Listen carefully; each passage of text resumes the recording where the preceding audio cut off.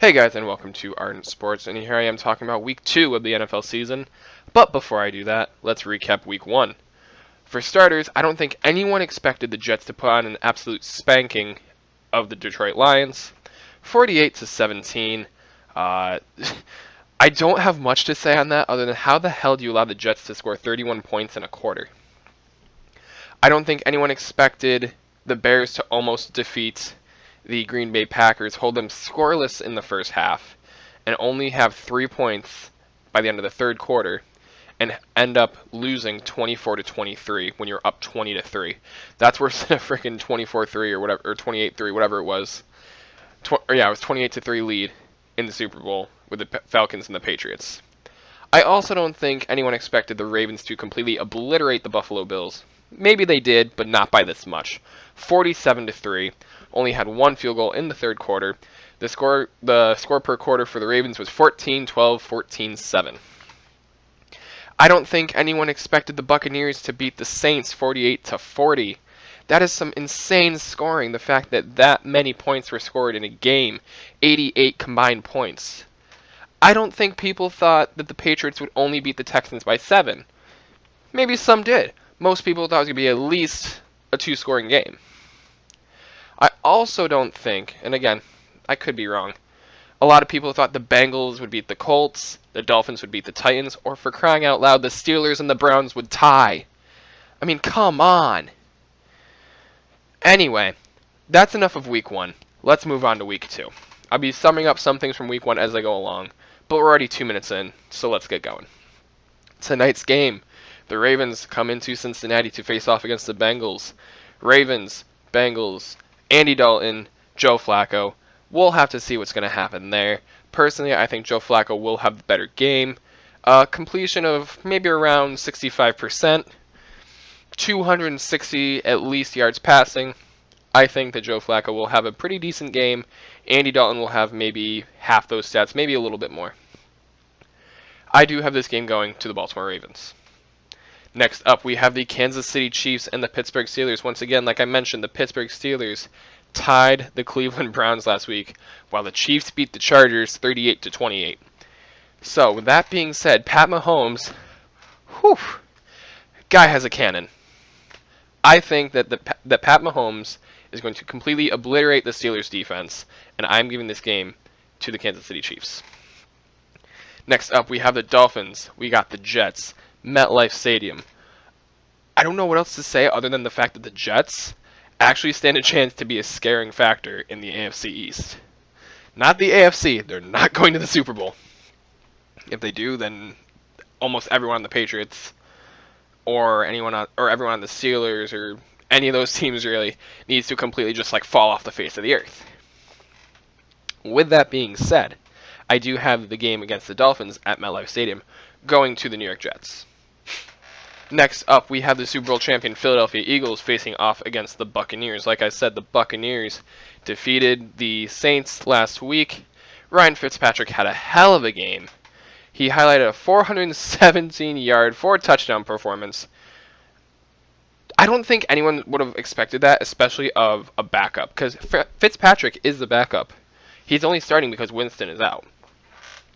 Drew Brees, on the other hand, elite. Well, I shouldn't say elite because he's not necessarily elite anymore, but no doubt one of the best quarterbacks to have ever played the game. Hell of a QB in my opinion. However, with that being said, the Buccaneers. Well, I'm talking about Drew Brees here. In my opinion, the Saints should have won the game. But we're talking about Nick Foles versus potentially Ryan Fitzpatrick. Nick Foles is a great QB. Only beat the Falcons by 6. In fact, was it even 6? It was 6. It was 18-12. This is actually kind of tough for me, just because the Buccaneers had the much better performance last week. But I feel like the Eagles are still on that high of the win off of Week 1. Therefore, I will be giving this game to the Eagles away in Tampa Bay. Next up, we have the Browns and the Saints. I'm in a pickle on this game because, and I'll tell you why. If the Browns were to start Baker Mayfield instead of Tyrod Taylor, I feel like they would stand the better chance to win this game. Tyrod Taylor, don't get me wrong, the kid's a good quarterback. He's not getting any team to the Super Bowl. I'm telling you that right now. The only way he would get a team to the Super Bowl is if he were to be Tom Brady's backup with, and this is with a core of Edelman, Amendola, Gronkowski, and like Randy Moss. And because that's clearly never going to happen, I'm just going to say that Tyrod Taylor is He's going to win the Super Bowl by association. He won't have anything to do with it, but the team that he's on, when they win it, he'll more than likely be the bench QB. So yes, he'll win it, but he won't win it for his team. Baker Mayfield, if they start Baker, I feel like Cleveland will win this game. However, with a more than likely chance that they're going to start Tyrod Taylor, I'm giving this game to the New Orleans Saints. Even though Michael Thomas is not guaranteed to play yet, he is still currently questionable, I will be giving this game to the New Orleans Saints. Next up, we have the Indianapolis Colts at the Washington Redskins.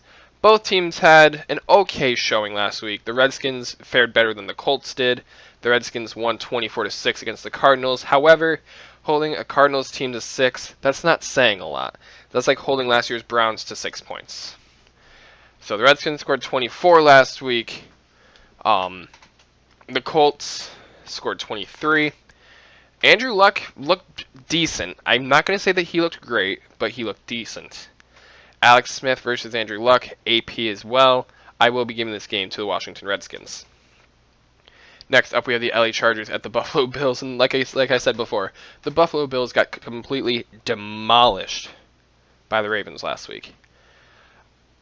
What was it? 40? I think it was 43-7. Is that what I said it was? I don't even remember. Yeah, 47-3. Even worse. The Bills are not a good team. It's not that they were a good team before. I know they made the wild card and all that. Whoop-de-doo. The Bills are not a good team. Long story short, I'm giving this game to the Chargers. I know I'm kind of rambling a little bit, but arguably the NFC game of the week, the Minnesota Vikings roll into Green Bay to take on the Packers. Now, the Packers last week faced off against the Bears, like I said earlier, and the Bears had them 20-3. Aaron Rodgers was taken out on a cart the whole 9 yards, comes back, and leads the Green Bay Packers to a 24-23 victory over the Chicago Bears in Week 1. This week, I do not see that happening. Not talking about Aaron Rodgers getting injured, not talking about a comeback, not talking about any of that. Minnesota, I have a very strong feeling, is going to win this game. Minnesota over Green Bay.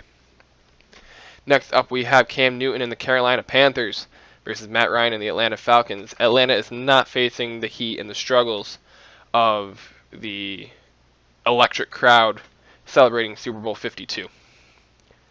Atlanta is now back to business as usual. They don't have to deal with any rain delays. They don't have to deal with any of that because they have arguably one of the most beautiful stadiums. Yes, a waste of money, but most beautiful stadiums in the NFL. I will be giving this game to the Falcons simply due to the fact that Matt Ryan and Julio Jones should be able to connect a lot more this week than they did last week. They didn't have the best of games last week, obviously, but this week I see it going much better, and I think Julio will have at least 2 touchdowns himself. Next up, we have the Texans and the Tennessee Titans. Again, both teams did okay last week. Neither one really exceeded expectations. The Texans, like I said, lost 27-20 against New England Patriots. Watson didn't look terrible. He didn't. However, with that being said, the Texans are away once again. Here it is right here. Deshaun Watson, 17 for 34, only 176 yards, 1 interception. So he didn't, like I said, he wasn't the best. He only had a QB rating of a 17.8. Longest pass was for 31 yards. However, he is going into Tennessee now to face off against the Titans, who only put up 20 points against a very bad Miami Dolphins team. However, I feel like Deion Lewis, Malcolm Butler, and Marcus Mariota can get the job done, and I will be giving this game to the Tennessee Titans. Next up, we have the Arizona Cardinals and the LA Rams. Not much needs to be said in this game. The Rams did well against the Raiders last week. The Cardinals did not do well in their game last week. I'm giving this game simply based off of the fact that I do not think the Cardinals are a good team. They will have one of the worst records in the NFL this season. I'm giving this game to the LA Rams. Next up, we have the Detroit Lions and the San Francisco 49ers. Jimmy G last week was kind of heh. But Matt Stafford didn't do all that well either. Again, lost 48-17 against the Jets. The Jets of all teams. With that being said, I do see the Lions and the 49ers having a very low-scoring game combined. Jimmy Garoppolo went 15 of 33, 261 for yards, 1 touchdown, 3 interceptions. Jimmy Garoppolo is not exceeding expectations. In fact, he is actually much further behind expectations than where he probably should be. 1 for 3 touchdown interception ratio. He had a lower QB rating than, I think he actually had the lowest QB rating of the week at a 10.6. His longest pass was 14 yards to Alfred Morris. I'm sorry, that was no, scratch that. The longest was Alfred Morris on running. The longest receiving play was 56 yards by, I'm not even going to try and say his name. Anyway, so I'm giving that game to the 49ers in a very low scoring affair. I'm predicting maybe a 10-7 game, maybe 17-14, something like that. Next up, we have the Raiders and the Broncos. Broncos beat the Seahawks last week, and Raiders fell to the Rams. Not horribly, but it was definitely one of the wider margin scoring games at 20 points. 33-13 that game was. I am actually going to give this game kind of reluctantly to the Denver Broncos. I feel like Royce Freeman will get more time at running back this week. Maybe he'll even split it. Maybe he won't be second string. Maybe, like I said, maybe they'll split it. Hard to say. We'll have to wait and see. But I will be giving this game to the Denver Broncos. Next up, we have, probably in my opinion and a lot of others' opinion, the game of the week. An AFC Championship rematch between the New England Patriots and the Jacksonville Jaguars. It is in Jacksonville. Now, quick backstory. My friend's dad passed away years ago, and his birthday is this Sunday, and he was an avid Jags fan. And I want the Jags to win for my friend and her dad, but I'm not, as much as I love my friend, I'm not basing my prediction on that. Tom Brady is, I'm not going to say he's the GOAT, because everyone does that to death. And I'm a Patriots fan, and I'm not saying Tom Brady's the GOAT. With that being said, better receivers. Defenses are about the same, but better receivers, better tight end. So I will be giving this game to the New England Patriots. Next up, we have the Giants and the Cowboys there in Dallas at AT&T Stadium. Upset alert, upset alert, upset alert. I am taking the New York Giants in this game, not just because I hate the Dallas Cowboys, but simply due to the fact that Sterling Shepard, Odell Beckham Jr., Saquon Barkley, Janoris Jenkins, Landon Collins, basically anyone other than Eli Manning, hopefully will be looking good this week. I feel like they can get the job done in Dallas and shut Dak Prescott and Zeke Elliott down. Next up, that was the Sunday night game. Monday night game, Seattle Seahawks, Chicago Bears. Both teams 0-1. Both almost on an upset because the Bears had a very large lead going into the fourth quarter.